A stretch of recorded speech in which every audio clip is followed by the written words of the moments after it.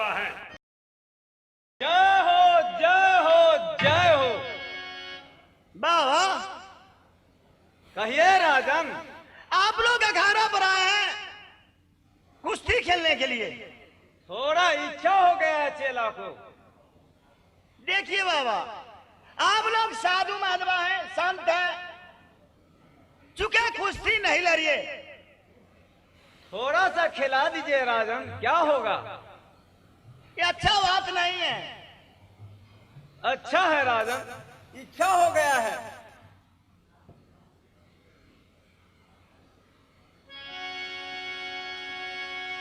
बाबा सुनो मुनि बैरा,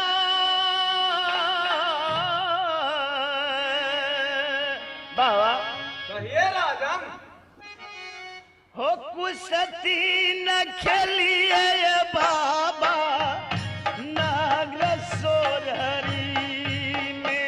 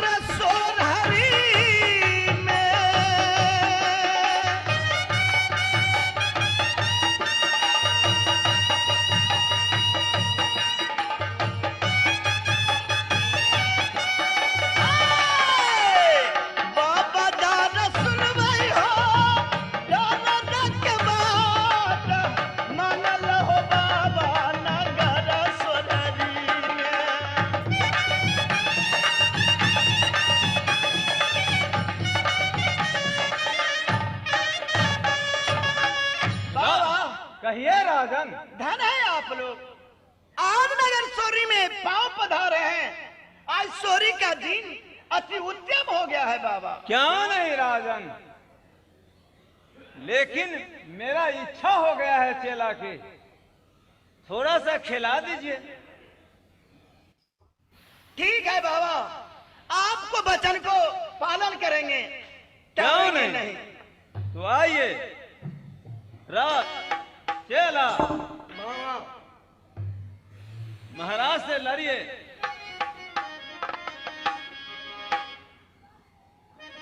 बुलाइए 1 2 3।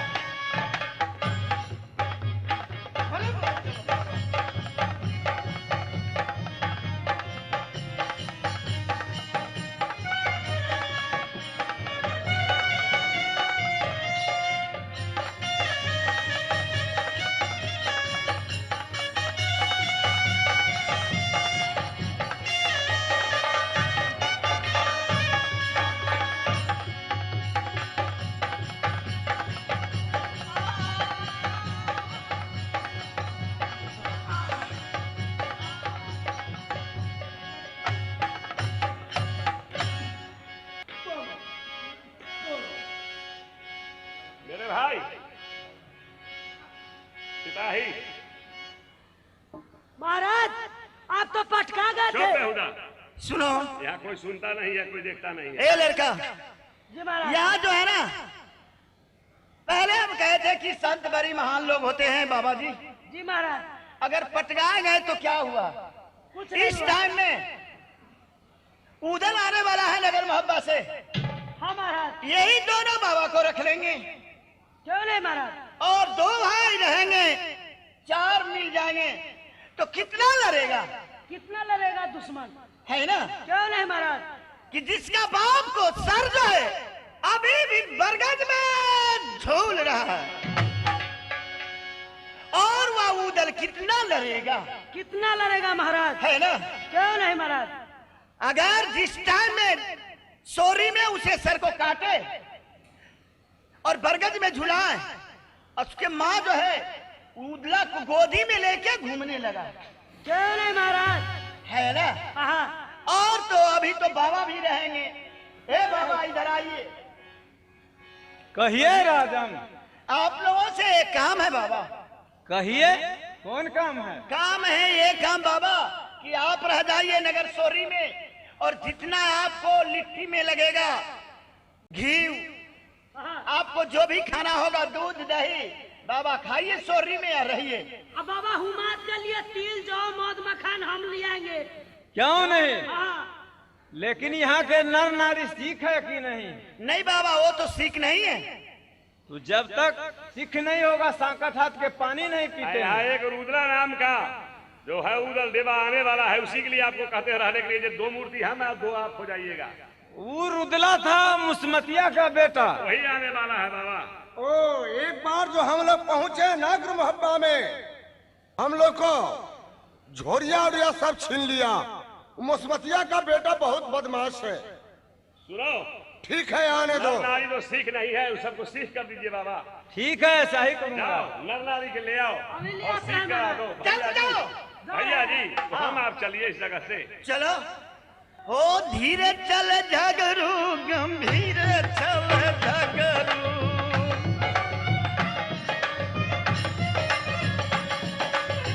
धीरे चल झगरू, गंभीर चल झगरू।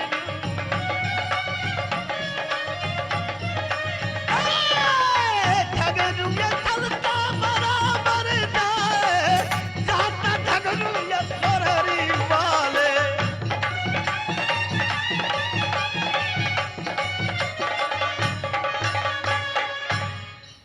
चला, गुरु महाराज, आज पक्का सीख करना है। ठीक है, यही कागज झगड़ू है। यही कागज झगड़ू है। हम तो सोचे कि कोई वीर होगा, लेकिन नहीं, या तो चुट्टी के तरह टहलता है। क्या नहीं?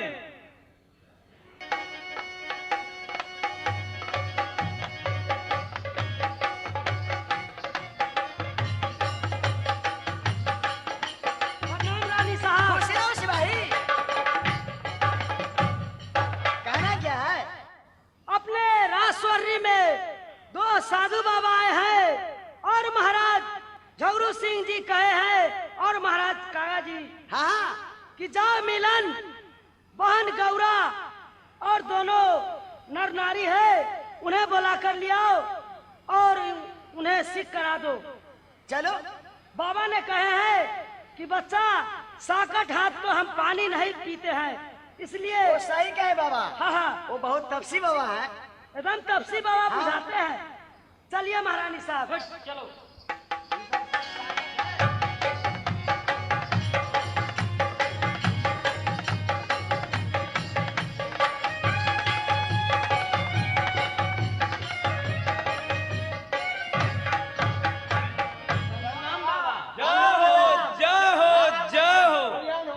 बाबा गोर लगा छियो। गुरु महाराज, कहिए चेला। यह हरामी बराबर हमसे मजाक करता है। जाने दीजिए, इसको माफी कर दीजिए। नहीं, ऑर्डर कीजिए। मैं भोग चढ़ा देता हूँ माँ चंडी को। नहीं नहीं, ऐसा नहीं कीजिए। बराबर मजाक करता है। करने दीजिए, चेला है। ऐसा नहीं कीजिए बाबा। बाबा ये मिर्गिया बाबा बुझा रहा तू। ए बच्चा, हाँ, गांजा कम गया है। हाँ, गधा कम गलो गधा। ए गांजा। अच्छा, गुरु महाराज, कहो चेला। जल्दी सीख कीजिए। ठीक है, सीख करते हैं। आप लोग सीख करने आए हैं? हाँ, हाँ महारानी। भाभी ये सही बात है। हाँ, जब सीख सीख जो हो हमारी जाएगी दीदी। तो अच्छी रहेगा। ठीक है। बाबा जल्दी से सीखा बाबा कोई हो दियौआ, जल्दी से सीखो ए बाबा कर दरानी के।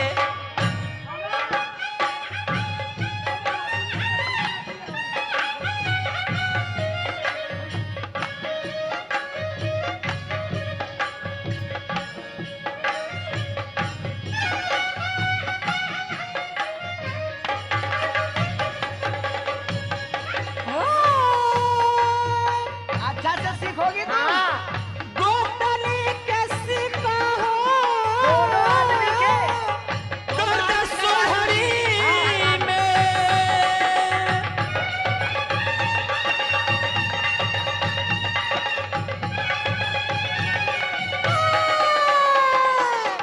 बाबा सुनियो हमारी बात, मन से सीखा हो कर सोहरी में।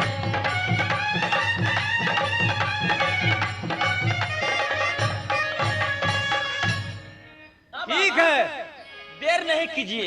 देर है तो अंधेर है। बाबा जल्दी हम दोनों गोतनी को सीख कर दीजिए बाबा। ठीक है, लाइन में आ जाओ।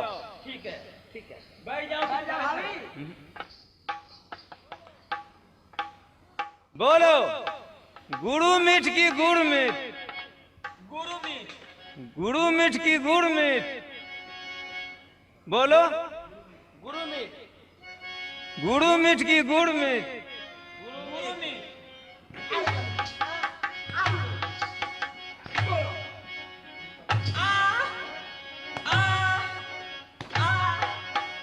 ये पक्का सीख हो रहा है।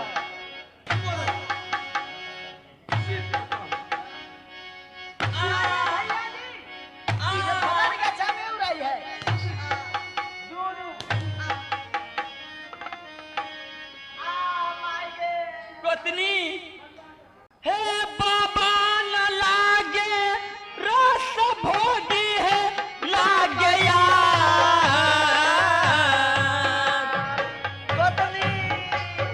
अरे मागे माय बाबा न लागे गोतनी रस भोगी है।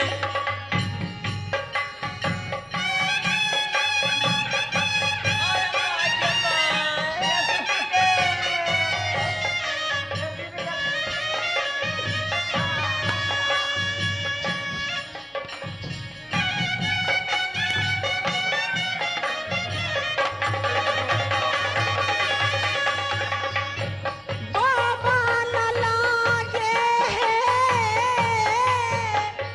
रस भोगी है।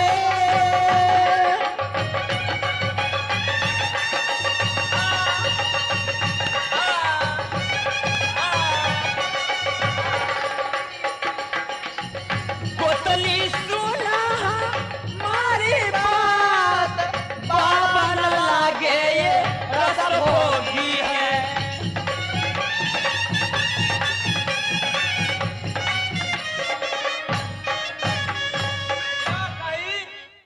बाबा न लागे ये रस भोगी है। बाबूजी ये न रस भोगी न जोगी लागी। हमारे है नैया जब पंडित कहाए,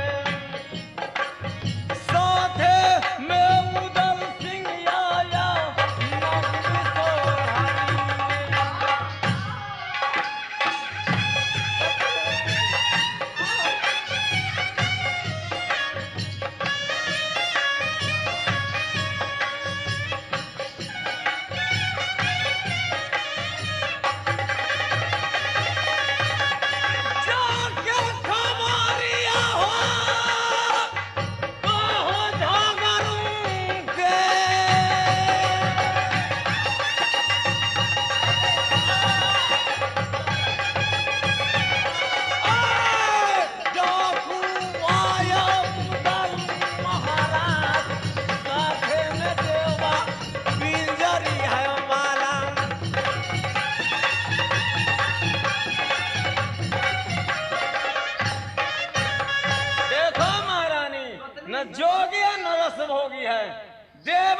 चला गया है।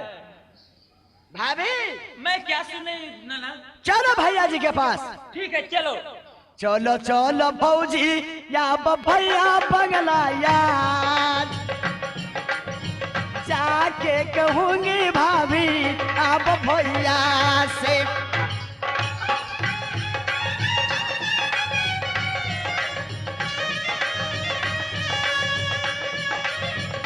की करे छ बाबा आके लउदला हो मोहबाए पाला भाभी।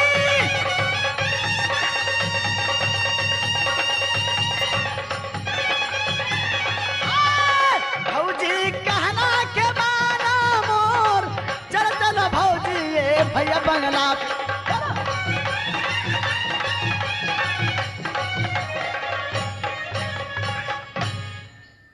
भाई जमनंदन, जंगी महाराज। भाभी हर कंचन, भाभी हर केसर, क्या नहीं? भाई झगड़ू से जाकर बोलेगी, वह गुस्से में आएंगे, लेकिन चिंता कौन बात का भैया? कौन बात कर रहेगा? सब लो पिंजरी वाले, ठीक है सब लो चलिए। भैया, डराना नहीं है। गिराने का कौन बात है? जिसको भवानी दहनी होगी, रन में झूम जाएगा तलवार, का सर लेगा का सर देगा, मरने का पाती घर में झूला है। क्या नहीं? चलो भैया चलिए।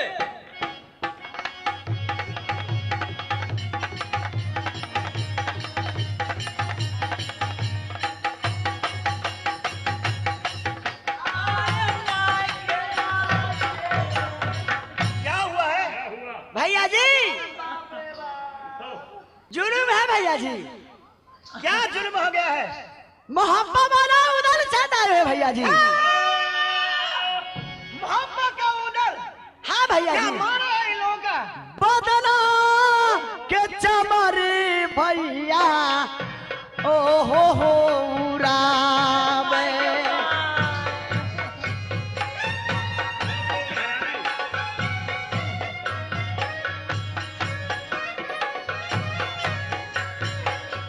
हाय बदमसवा हो मोह पाए बाला भैया जी।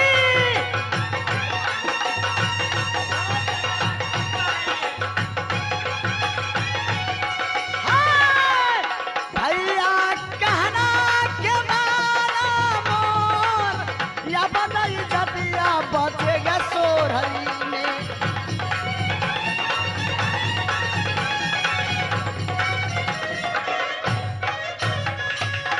जाके मिलिए भैया जी आप। तो तुम लोग जाओ भाभी। ठीक है मैं जा रही हूँ। चलो भाभी, हाथ दर्द कर रहा है स्वामी जी। ठीक है कागे भैया जी। मैं जानता हूँ कि देवा और उदल दोनों आया है। क्यों नहीं? भाई सुनो ये, क्या ये मेरा बात कहना मानो ये भीड़ खरीद के।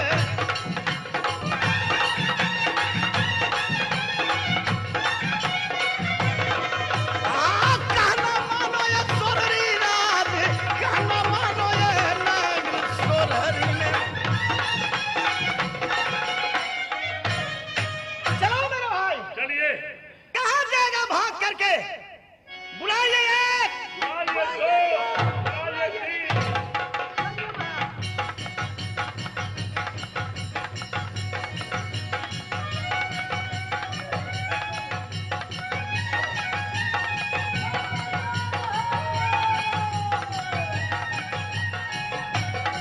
देवनंदन, जंगी महाराज। मारो मारो का डंका बजता है। मालूम पड़ता है जो गुस्से में भाई कागा और झगड़ू सिंह आ रहे हैं। संभलो!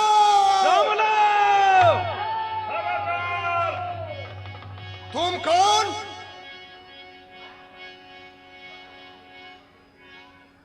मेरा ही नाम दुनिया वालों जानता है झगड़ू सिंह। ये बताओ तुम कौन हो? दुनिया भर ने मेरा नाम उदय चंद कहा करते हैं। उदय चंद,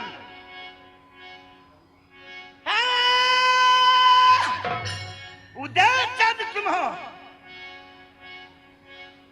जो हुआ से हुआ अभी भी कह रहा है, लौट करके चल जाओ। कौन बोलता है? मैं हूँ वीर झगरू।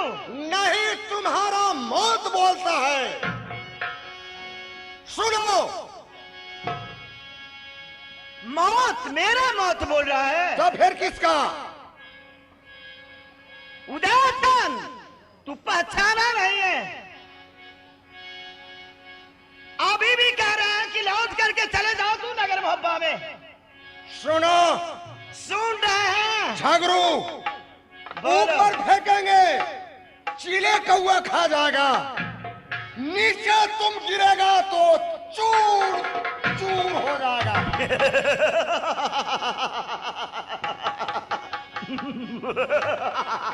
एक बात तुम जानते हो? मैं क्या जानूं?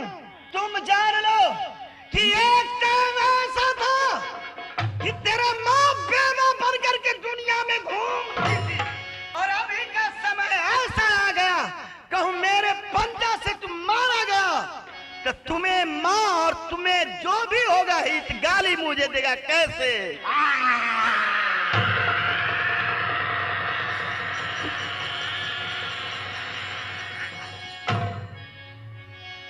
ये कहता समैया रे झगरू रे बेवजही बनल रे झगरुआ, किया रे झगरू रारी बन के रे दुनिया में हम घूमी गए।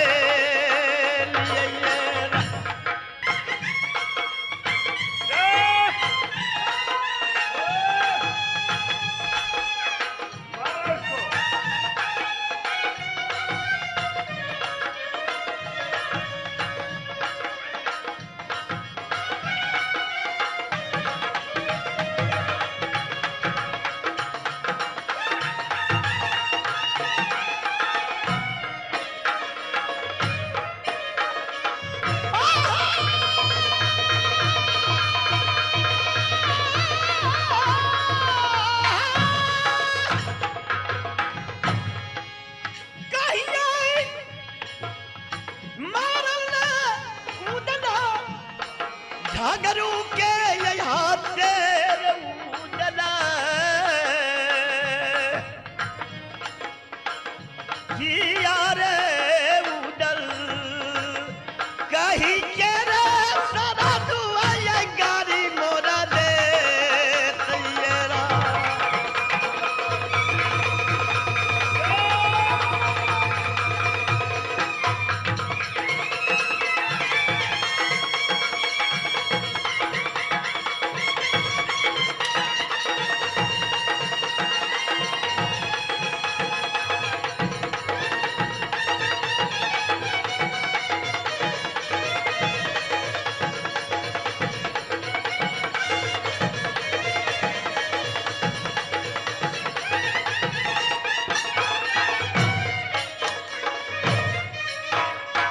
भैया जी, मेरे भाई आप तब तक इस जगह से हट जाइए, इसके साथ मैं लड़ूंगा पहले। है ना? क्यों नहीं? ठीक है, लड़ो भाई मेरे। आप दब जाइए। उदला, बोलो, तुम चले जाओ यहाँ से। तुमको धमक से नहीं। को तेरी मुझमती अब लिया क्या लेंगे।